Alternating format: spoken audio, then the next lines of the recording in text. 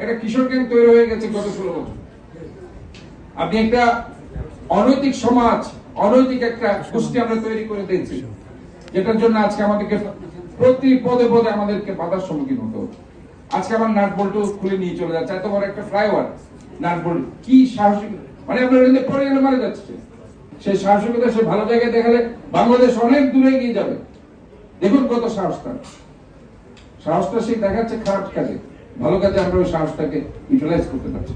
কাজে আমাদেরকে ওই জায়গায় এসে ওইসব ছেলেদেরকে টার্গেট করে যদি আমরা কিছু প্রশিক্ষণ দিতে পারি, তাদেরকে যদি আমরা পুনর্বাসন করতে পারি, তাহলে পরে এটা শুধুমাত্র যে আপনি ইহজগতে পাচ্ছেন না, পরজগতেও আপনি ধরেন মহান রব্বুল আলামিনের কাছে আপনি এই কিছু ছেলেকে ভালো করার জন্য এটা আপনি সাদগায়ে জারিয়া হিসেবে এটা পেয়ে যাবেন।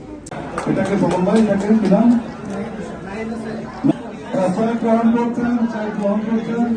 এটা নিয়ে গেলে আজকে 5,000 টাকা ধরে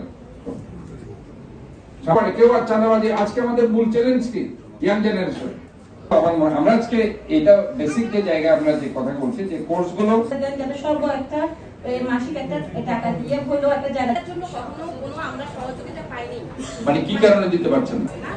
এটা আমরা চাচ্ছিলাম মানে না যে বিউটিফিকেশন কোর্স আপনাদের জন্য একটা আইডিয়াল কোর্স।